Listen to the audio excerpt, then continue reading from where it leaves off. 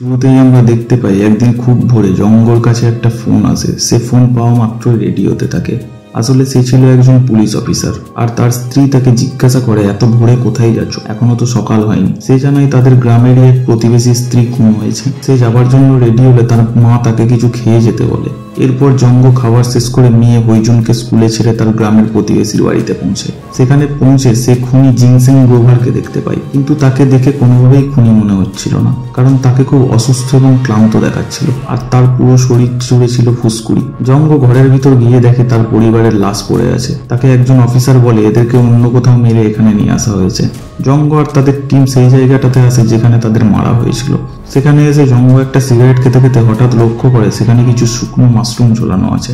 তখন তাকে একজন অফিসার ডাকলে সে ঘরের মধ্যে এসে তান্ত্রিক ক্রিয়াকর্মের অনেক জিনিস দেখতে পায়। এরপর পুলিশ স্টেশনে ফিরে এসে সিয়ংবুক জঙ্গকে বলে একদিন একটা শিকারী পাহাড়ে জঙ্গলে যায় শিকার ধরার জন্য। তার পাতা ফাঁদে একটা হরিণ ধরা পড়ে। সেটা তার কাঁধে তুলতে গিয়ে সে পাহাড় থেকে গড়িয়ে পড়ে যায়। যখন তার জ্ঞান ফিরে আসে সে দেখে একজন উলঙ্গ লোক একটা কাঁচা হরিণ কাটছে। সে লুকিয়ে দেখার চেষ্টা করে লোকটা আসলে কে। তখনই উলঙ্গ লোকটা তাকে দেখতে পায়। সে তার কাছে এসে তাকেও খেয়ে নেয়। এটা শুনে জঙ্গ সিয়ংবুককে বলে একদম ফালতু গল্প। সিয়ংবুক তাকে বলে এটা কোনো গল্প নয়, এই ঘটনা আমি অনেকের কাছে শুনেছি। এটা শুনে জঙ্গ তাকে বলে তোমাকে কে এইসব বলেছে? সিয়ংবুক বলে তাকে বিয়ংবু বলেছে। জং এটা শুনে বলে তুমিও কার কথা বিশ্বাস করছো? সে তোমাকেও এইসব ফালতু গল্প শুনিয়েছে? সিয়ংবুক বলে এটা মিথ্যে নয়, আমি শুনেছি ওই লোকটা খুব ভয়ঙ্কর। কিছুদিন আগে রাস্তার পাশের দোকানদারটা পাগল হয়ে গেল, তারপর মিলে কাজ করা লোকটা মারা গেল, আর দুদিন আগে হিয়ংবু এইসব ওই জাপানি লোকটা আসার পর শুরু হয়েছে। জঙ্গ বলে হিয়ংবুর পোস্টমর্টম রিপোর্টে এসেছে বিষাক্ত মাশরুম খাওয়ার জন্য সে মারা গেছে, আর আমি তার বাড়িতে শুকনো মাশরুমও দেখেছি। সিয়ংবুক বলে সবাই ওই জাপানি লোকটার কথাই বলছে, সবাই একই কথা বলছে, তার মানে নিশ্চয়ই কিছু ব্যাপার আছে। তখনই তাদের পুলিশ স্টেশনে কারেন্ট চলে যায়। জঙ্গ মোমবাতি খুঁজতে যায়। তখনই বজ্রপাতের আলোতে সিয়ংবুক বাইরে একটা মেয়েকে দাঁড়িয়ে থাকতে দেখে চিৎকার করে ওঠে। জঙ্গ এটা দেখে সেও খুব ভয় পেয়ে যায়। এরপর সে টর্চ নিয়ে বাইরে এলে কাউকে দেখতে পায় না। সেদিন রাতে জঙ্গ ভুলভাল স্বপ্ন দেখে প্রচন্ড ভয় পেয়ে ঘুম থেকে উঠে দেখে সে তার বাড়িতে। সকালে ব্রেকফাস্ট করার সময় তার স্ত্রী তাকে ইশারা করলে সে গাড়িতে এসে তার স্ত্রীর সাথে মিলিত হয়, আর তখনই তার মেয়ে হিউজিন সেখানে চলে আসে। আর কি করার, যাতে এসব সে কাউকে না বলে তার জন্য জঙ্গ তাকে শপিং করায় আর ঘুরতে নিয়ে যায়। সে তাকে জিজ্ঞাসা করে তুমি গাড়ির কাছে কখন এসেছিলে? হিউজিন বলে আমি কাউকে কিছু বলবো না। জঙ্গ তাকে বলে তার মানে তুমি সবই দেখেছো? হিউজিন বলে এটা প্রথম না, এর আগেও দেখেছি। এরপর হিউজিন তার বাবাকে বলে এত টেনশন করো না, একটু জুস খাও। সেদিন রাত্রে তাদের গ্রামের একটা বাড়ি পুড়ে যায়। জঙ্গ খবর পেয়ে সেখানে যায়। তার যেতে দেরি হলে তাদের ক্যাপ্টেন তাকে বকাবকি করে। আগুনে পুড়ে যাওয়া মানুষগুলোকে হাসপাতালে নিয়ে যাওয়ার সময় তাদের মধ্যে একজন জঙ্গকে ধরে কামড়ানোর চেষ্টা করে। বাকিরা সবাই তাকে টেনে ছাড়ায়, কিন্তু এতে জঙ্গ প্রচন্ড ভয় পেয়ে যায়। এই সবকিছুর মধ্যে সেই জাপানি লোকটা দূর থেকে দাঁড়িয়ে সবকিছুই দেখছিল। পুলিশ স্টেশনে ফিরেও জঙ্গ মুখ নিচু করে বসেছিল। তখন সেখানে তার মেয়ে হিউজিন আসে, তার জন্য পরিষ্কার জামা কাপড় নিয়ে। সে তার বাবাকে বলে স্নান করে জামা কাপড় পরে নাও। জঙ্গ তাকে বলে ঠিক আছে, তুমি এখন বাড়ি যাও। হিউজিন সেখান থেকে চলে গেলে জঙ্গ দেখে তার চুলের ক্লিপটা ফেলে গেছে। সেটা তুলতে গিয়ে তার হঠাৎ মনে পড়ে। সে সিয়ংবুককে বলে যেই মহিলাটির বাড়িতে আগুন লেগেছিল সেই মহিলাটি কাল রাত্রে আমাদের পুলিশ স্টেশনের সামনে দাঁড়িয়েছিল। পরদিন খুব সকালে তাদের গ্রামের একজন কাজে যাওয়ার সময় সেই পোড়া বাড়িটার সামনে সেই মহিলাটিকে গলায় দড়ি দিয়ে গাছের সাথে ঝুলতে দেখে। এটা দেখে ভয় এসে সেখান থেকে পালিয়ে যায়। এরপর সেখানে পুলিশ আসে। একজন ডিটেকটিভ জঙ্গকে বলে আগের দিন যারা মারা গেছে তাদের মার্ডার করা হয়েছিল, আর তারপর সে নিজেও আত্মহত্যা করেছে। তখনই ডিটেকটিভ টিমের একজন তাদের ভেতরে ডাকে। সে আলমারির নিচে থাকা একটা ছুরি উদ্ধার করে, যেটা দিয়ে তাদের মার্ডার করা হয়েছিল। এরপর জঙ্গ বিয়ংগুয়ের দোকানে আসে। সে তাকে জিজ্ঞেস করে আমাকে ডেকেছো কেন? বিয়ংগু বলে এই কেসটার ব্যাপারে কথা বলার জন্য। সে জঙ্গকে বলে তোমার মনে আছে আমি বলেছিলাম ওই জাপানি লোকটা একটা মেয়েকে রেপ করেছিল, ওই মেয়েটাই ঘরে আগুন লাগিয়েছে। সে আরো বলে ওই মেয়েটা রেপ হওয়ার পর পাগল হয়ে গেছিল। সে উলঙ্গ হয়ে রাস্তায় ঘুরতো, তার পুরো শরীরে ঘা হয়ে গেছিল, এমনকি আমার স্ত্রীও তাকে দেখেছে। জঙ্গ সেখান থেকে ফিরে পুড়ে যাওয়া বাড়িটার সামনে আসে। মানে সে সিয়ংবুককে সব কথা বলে। সব শুনে সিয়ংবুক বলে তুমিও বিয়ংগুয়ের কথা শুনছো? জঙ্গ বলে তুমিই তো আমাকে বলেছিলে। তখন সিয়ংবুক বলে আমি তো মজা করে বলেছিলাম। তখনই সেখানে একটা মেয়ে তাদের দিকে পাথর ছুঁড়ছিল। জঙ্গ তাকে বলে এখন এখান থেকে চলে যাও। মেয়েটি আবারও তাদের দিকে পাথর ছুঁড়তে থাকে।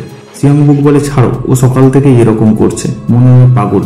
জঙ্গ সিয়ংবুককে বলে তুমি একজন চামড়া বিশেষজ্ঞের কাছে যাও, আমার মনে হয় এই সব কেসগুলোর সাথে ফুসকুড়ির কোনো না কোনো মিল আছে। এটা শুনে সিয়ংবুক সেখান থেকে বেরিয়ে কমিউনিটি হেলথ সেন্টারে আসে। এদিকে সেই মেয়েটি পাথর ছুঁড়তে ছুঁড়তে জঙ্গর সামনে চলে আসে। মেয়েটি জঙ্গকে বলে ওই মহিলাটি একজন তান্ত্রিককে সাথে করে নিয়ে এসেছিল, কিন্তু তাদের বাড়ির লোক তান্ত্রিককে বাড়ি থেকে তাড়িয়ে দিয়েছিল, তার জন্যই সবাই মারা গেছে। জঙ্গ জিজ্ঞাসা করে তুমি কি করে জানলে? মেয়েটি তখন বাড়ির ভিতরে চলে যায় আর জঙ্গকে আসতে বলে। জঙ্গ ভেতরে এলে মেয়েটি তাকে দেখায় এখানেই তাদের মেরেছিল। জঙ্গ তাকে জিজ্ঞাসা করে তুমি নিজের চোখে দেখেছিলে? মেয়েটি বলে হ্যাঁ। আরও বলে ওই মহিলাটি বলেছিল জাপানি লোকটা একজন পিশাচ, সে রক্ত চুষে খায়। জঙ্গ বলে হ্যাঁ আমিও ওই লোকটাকে দেখেছি। মেয়েটি বলে মহিলাটি বলেছিল তুমি যদি বারবার তাকে দেখতে পাও তাহলে বুঝবে সে তোমার পিছু নিয়েছে। তখনই সিয়ংবুক জঙ্গকে ফোন করে, সেই মেয়েটিকে সেখানে থাকতে বলে বাইরে এসে ফোন ধরে সিয়ংবুককে বলে তুমি এখনই এখানে চলে আসো, আমি একজন সাক্ষী পেয়েছি। জঙ্গ ফোন কেটে ভেতরে এসে সেই মেয়েটিকে আর দেখতে পায় না। সে তাকে এদিক ওদিক খুঁজতে গিয়ে জঙ্গলের দিকে এসে দেখে সেই তান্ত্রিক পিশাচটি কারো রক্ত খাচ্ছে, আর এটা দেখে সে ভয় পেয়ে পালিয়ে যায়। রাত্রে সে স্বপ্নে দেখে সেই তান্ত্রিক পিশাচটি তার রক্ত খেতে আসছে, এটা দেখে তার ঘুম ভেঙে যায়। তখন তার স্ত্রী তাকে বলে তোমার শরীর ঠিক আছে তো? জঙ্গ কিছু ওষুধ দেখে তার স্ত্রীকে বলে এগুলো কার জন্য? সে বলে হিউজিনের শরীর ভালো না। জঙ্গ হিউজিনের ঘরে এসে দেখে তার খুব জ্বর। সে তার স্ত্রীকে বলে তুমি একে হাসপাতাল নিয়ে যাওনি কেন? তখনই তাদের ঘরের ওপর কিছু একটা আওয়াজ শুনতে পেয়ে তারা চমকে যায়। এরপর জঙ্গ থানায় এলে ক্যাপ্টেন তাকে জিজ্ঞাসা করে এত দেরি কেন? সে বলে আমার মেয়ে অসুস্থ। ক্যাপ্টেন তাকে জিজ্ঞাসা করে এই সাক্ষীটাকে খুঁজে পেয়েছো? জঙ্গ বলে না। এরপর জঙ্গ আর সিয়ংবুক দুজনে একটু নদীর ধারে গাড়িতে বসেছিল। জঙ্গ বলে তোমার মনে আছে বিয়ঙ্গু যে লোকটার কথা বলছিল ওই জাপানি লোকটাকে হরিণ খেতে দেখেছিল? ওর কাছে গেলে হয়তো কিছু জানতে পারবো। আর তারা সেই লোকটার কাছে আসে। লোকটা তাদের বলে আপনারা হয়তো বিশ্বাস করবেন না, কিন্তু আমি সব চোখের সামনে দেখেছি। জঙ্গ বলে তুমি হয়তো নেশা করে ভুলভাল দেখেছো। লোকটা বলে আমি নেশা করি না। আর ফ্রিজ খুলে বলে দেখো এখানে কি কোনো মদের বোতল আছে?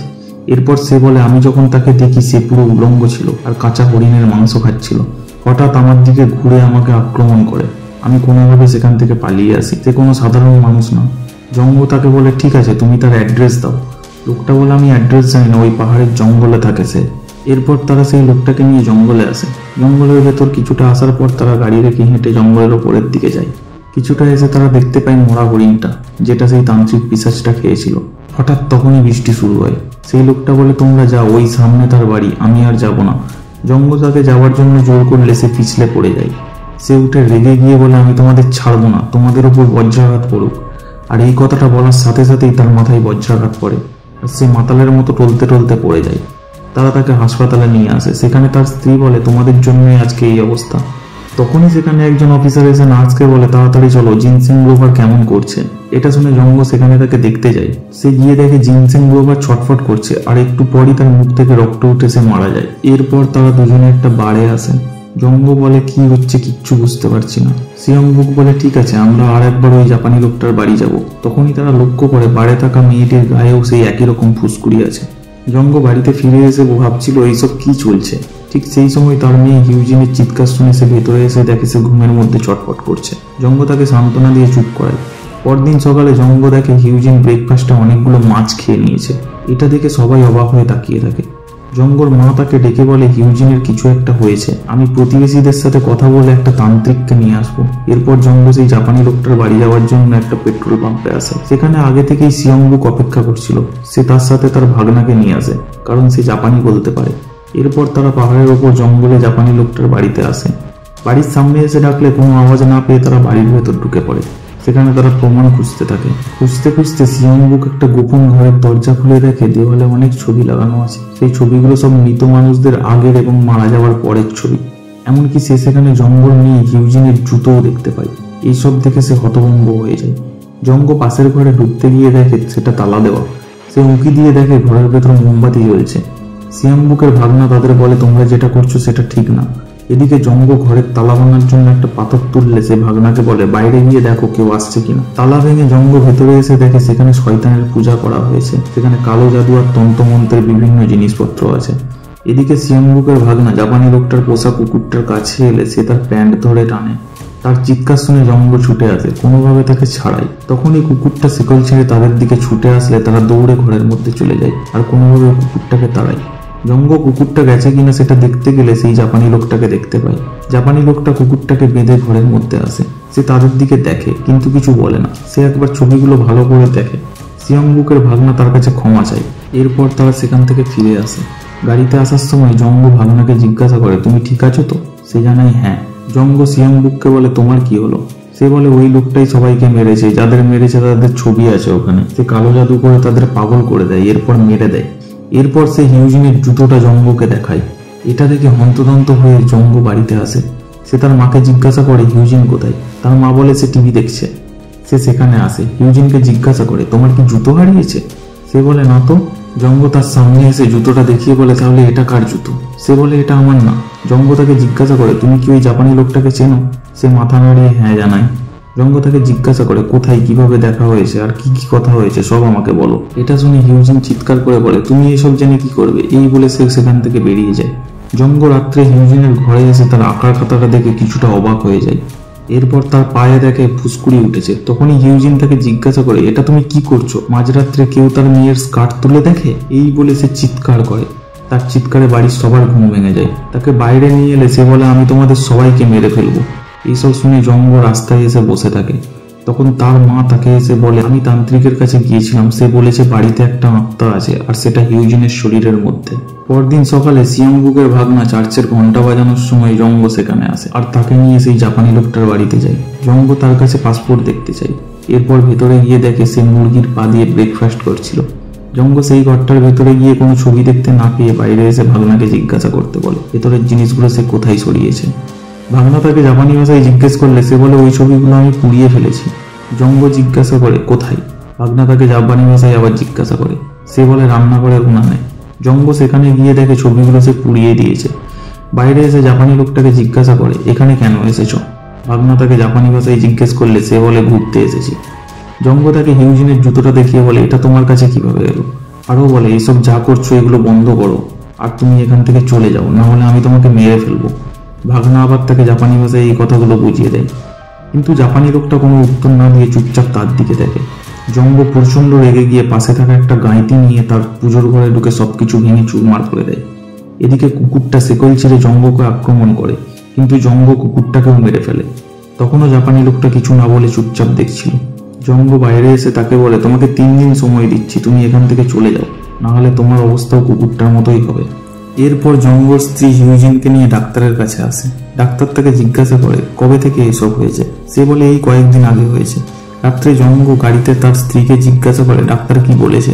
সে জানায় বাকিদের মতোই লক্ষণ দেখা যাচ্ছে। পরদিন সকালে স্ত্রীর চিৎকার শুনে জঙ্গর ঘুম ভেঙে যায়।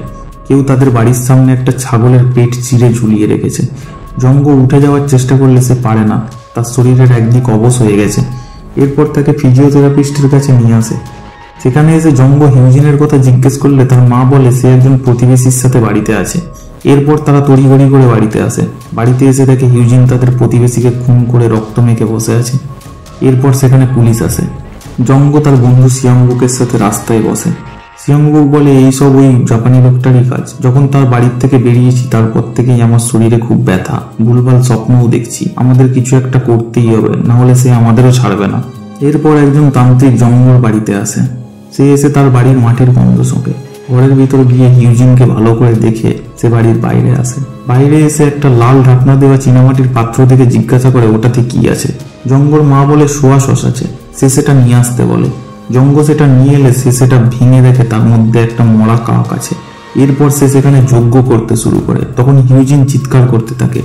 এরপর তান্ত্রিকটা ঘরে এসে জঙ্গকে জিজ্ঞাসা করে তুমি কি কারো ক্ষতি করেছো? আমি আজ পর্যন্ত যতগুলো আত্মা দেখেছি এটা তার মধ্যে সব থেকে বেশি শক্তিশালী, আর তুমি তার ক্ষতি করেছো। জঙ্গ তখন বলে একজন জাপানি লোক। তান্ত্রিকটা বলে ও কোনো মানুষ না, ও একজন পিশাচ। এরপর জঙ্গ সেই তান্ত্রিকের সাথে আসার সময় তান্ত্রিক বলে এইসব যা কিছু হচ্ছে সেই করছে, এভাবে চলতে থাকলে শুধু তোমার পরিবার নয় পুরো গ্রাম শেষ হয়ে যাবে। এদিকে জঙ্গল প্রতিবেশী পাকচুংলিয়ের বাড়িতে আবার একই ঘটনা ঘটে। পুলিশ এসে তাদের লাশগুলো পোস্টমর্টমের জন্য নিয়ে যায়। তান্ত্রিক তার বাড়িতে এসে জঙ্গকে বলে কালকে আমি আমার তন্ত্রবিদ্যা দিয়ে ওই পিশাচ তান্ত্রিককে শেষ করব, তুমি কিন্তু পবিত্র থাকবে, আর কিছু জিনিস লাগবে সেগুলো কিনতে হবে। জঙ্গ তাকে বলে একজন জীবন্ত মানুষ পিশাচ কিভাবে হতে পারে? তান্ত্রিক বলে সে জীবন্ত না, সে অনেক আগেই মারা গেছে, এখন সে নিজেই একজন মানুষরূপী পিশাচ। পরদিন সকালে জাপানি লোকটা বাজারে গিয়ে কিছু কালো মুরগি কিনে নিয়ে আসে। ফিরে এসে সে ঝর্ণার জলে স্নান করতে করতে কিছু তান্ত্রিক ক্রিয়া করে। ঘরে ফিরে এসে মুরগিগুলোকে তার চারপাশে ঝুলিয়ে সে সূর্যাস্তের জন্য অপেক্ষা করতে থাকে। এদিকে জঙ্গল বাড়িতে সেই তান্ত্রিক এসে তান্ত্রিক আর জিনিসগুলো সাজাতে বলে। সূর্যাস্তের জন্য অপেক্ষা করতে থাকে। সূর্যাস্তের পর দুই তান্ত্রিকের তাণ্ডব লীলা শুরু হয়। তাদের তাণ্ডব যত বেশি গভীর হয়, এদিকে হিউজিন তত বেশি ছটফট করতে থাকে। পিশাচ তান্ত্রিকের মন্ত্র উচ্চারণ যত বাড়তে থাকে, মুরগিগুলোও তত ছটফট করতে থাকে। তান্ত্রিক সাদা মুরগির বলি দিলে ওদিকে পিশাচ তান্ত্রিকও কালো মুরগির বলি দেয়। এদিকে হিউজিন এত বেশি ছটফট করছিল তাকে ধরে রাখা যাচ্ছিল না। তাণ্ডবের এক সময় এসে পিশাচ তান্ত্রিক হেরে গিয়ে এক সময় তার ঘর ছেড়ে কোনোভাবে বাইরে এসে অজ্ঞান হয়ে সেখানেই পড়ে থাকে। এদিকে হিউজিনের কষ্ট সহ্য করতে না পেরে জঙ্গ বাইরে এসে তান্ত্রিককে এসব বন্ধ করতে বলে। এইসব বন্ধ হতেই পিশাচ তান্ত্রিকের জ্ঞান ফিরে আসে। সে ঘরে গিয়ে শুয়ে পড়ে। তখনই সে বাইরে একটা মেয়েকে দেখতে পায়। এদিকে হিউজিনকে তার বাবা মা হাসপাতালে নিয়ে আসেন। পরদিন সকালে জঙ্গ সিয়ংবুকের ভাগনাকে নিয়ে তার বন্ধুদের সাথে একটা রেস্টুরেন্টে দেখা করে আর তাদের সবকিছু খুলে বলে। সব শুনে তারা জাপানি লোকটাকে মারার জন্য তার সাথে যায়। সেখানে গিয়ে তারা সবকিছু ভেঙে চুড়ে তছনছ করে দেয়। জঙ্গ ঘরের ভেতরে একটা ছবি পায়। এরপর তারা বাইরে বেরিয়ে জাপানি লোকটাকে খুঁজতে থাকে। তখনই তাদের এক বন্ধু জঙ্গলের মধ্যে কিছু একটা দেখে সবাইকে ডাক দেয়। তার ডাক শুনে সবাই জঙ্গলের দিকে আসে। জঙ্গলের একটু ভেতরে গিয়ে দেখে সেখানে একটা নরপিশাচ তাদের দিকে আসছে। এটা দেখে তার এক বন্ধু তাকে লাঠি দিয়ে মারতে থাকে। তখনই নরপিশাচটা তাকে কামড়ানোর চেষ্টা করে আর সবাই এটা দেখে তাকে মারতে থাকে। সিয়ংবুকের ভাগনা তাদের থামাতে এলে সে কামড়ে তার গাল থেকে চামড়া তুলে নেয়। এরপর সবাই তাকে আবার মারতে থাকে। মার খেয়ে নরপিশাচটা অস্বাভাবিকভাবে মারা যায়। সিয়ংবুকের ভাগনা জঙ্গলের মধ্যে কিছু নড়তে দেখে সবাইকে বলে ওখানে কেউ আছে। জঙ্গ সেদিকে তাকিয়ে পিশাচ তান্ত্রিককে দেখতে পায়। এরপর তারা তাকে মারার জন্য দৌড়াতে থাকে। পিশাচ তান্ত্রিকও তাদের হাত থেকে বাঁচার জন্য প্রাণপণে দৌড়াতে থাকে। দৌড়াতে দৌড়াতে একসময় তারা পাহাড়ের চূড়ায় আসে, কিন্তু পিশাচ তান্ত্রিককে দেখতে পায় না। পিশাচ তান্ত্রিক তাদের হাত থেকে বাঁচার জন্য পাহাড়ে ঝুলে থাকে, কিন্তু বেশিক্ষণ ঝুলে থাকতে না পেরে সে নিচে পড়ে যায় আর কোনোভাবে তার প্রাণ বাঁচায়। জঙ্গ আর তার বন্ধুরা তাকে খুঁজে না পেয়ে বৃষ্টির মধ্যে গাড়ি চালিয়ে ফিরতে থাকে। জঙ্গ বাড়িতে ফোন করতে গিয়ে অন্যমনস্ক হয়ে গেলে তখনই তাদের সামনে একটা গাড়ি চলে আসে।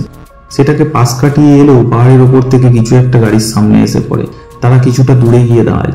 গাড়ি থেকে নেমে এসে দেখে পিশাচ তান্ত্রিকটা পড়ে আছে। তারা তাকে মৃত মনে করে রাস্তার পাশে ফেলে দেয়। তখন সেই মেয়েটি পাহাড়ের ওপর থেকে এই সব কিছু দেখছিল। সেখান থেকে জঙ্গ সোজা হাসপাতালে আসে। সে হিউজিনকে সুস্থ দেখে খুশি হয়। এদিকে সিয়ংবুকের ফ্যামিলিরও একই অবস্থা। তার ভাগনা হাসপাতাল থেকে তাকে দেখতে আসে। জঙ্গ ফোন না ধরলে সেই তান্ত্রিক জঙ্গর বাড়িতে আসে। বাড়ির সামনে এলে তার রক্তবমি শুরু হয়। তখনই সেই মেয়েটি তাকে সেখান থেকে চলে যেতে বলে। সে খুব ভয় পেয়ে তার বাড়িতে চলে আসে। তখনই একটা কাক তার বাড়িতে এসে ছটফট করতে করতে মারা যায়। আর এটা দেখে সে আরো ভয় পেয়ে যায়।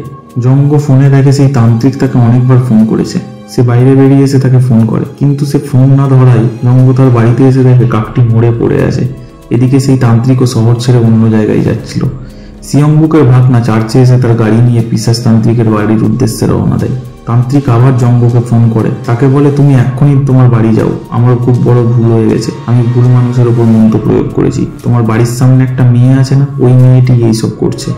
জঙ্গ ফোন কেটে তার বাড়ির দিকে যায়। বাড়ি ফিরে এসে হিউজিনকে খুঁজতে খুঁজতে জঙ্গ সেই মেয়েটিকে দেখতে পায়।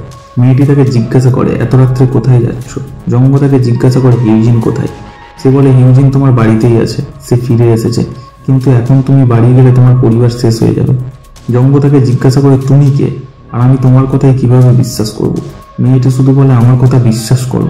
এদিকে জঙ্গর মা আর স্ত্রী হিউজিনকে খুঁজতে বাইরে এলে তাকে রাস্তায় দেখতে পায়। এরপর হিউজিন বাড়িতে গিয়ে সব খাবার একাই খেতে থাকে। খাওয়া শেষ হলে সে সেখানে একটা ছুরি দেখতে পায়। এরপর তান্ত্রিকটা আবার জঙ্গকে ফোন করে বলে তুমি কোথায়। জঙ্গ তাকে বলে আমি এখন ওই মেয়েটার সামনে আছি। সে তাকে বলে মেয়েটার কথা বিশ্বাস করো না, তুমি বাড়ি যাও, আমি আসছি। মেয়েটি বলে তান্ত্রিক ফোন করেছিল, তুমি তার কথা বিশ্বাস করো না, আমি তাদের জন্য একটা জাল পেতেছি, তুমি ভয় পেও না। জঙ্গ তাকে জিজ্ঞাসা করে সে আমার মেয়ের সাথে কেন এরকম করছে। মেয়েটি বলে তুমি তার ক্ষতি করেছিলে। জঙ্গ বলে তাহলে আমাকে শাস্তি দিক, আমার মেয়ে কি দোষ করেছে। এই বলে সে তার বাড়ির দিকে যায়। সে ঘরের ভেতরে এসে দেখে চারিদিকে রক্ত। একটা ঘরে এসে তার মৃত স্ত্রীকে দেখে কান্নায় ভেঙে পড়ে। হিউজিন একটু দূরে দাঁড়িয়ে তার বাবাকে দেখছিল। এদিকে সিয়ংবুকের ভাগনা পিশাচ তান্ত্রিকের বাড়িতে আসে, কিন্তু কাউকে দেখতে না পেয়ে খুঁজতে খুঁজতে সে একটা গুহা দেখে সেটার ভেতরে ঢোকে। কিছুটা যাওয়ার পর সে পিশাচ তান্ত্রিককে দেখতে পায়। সে দেখে পিশাচ তান্ত্রিক সাধনা করছে। সে তার সামনে গিয়ে বলে আমি আপনার বাস্তব রূপ দেখতে চাই। সে বলে তোমার কি মনে হয়।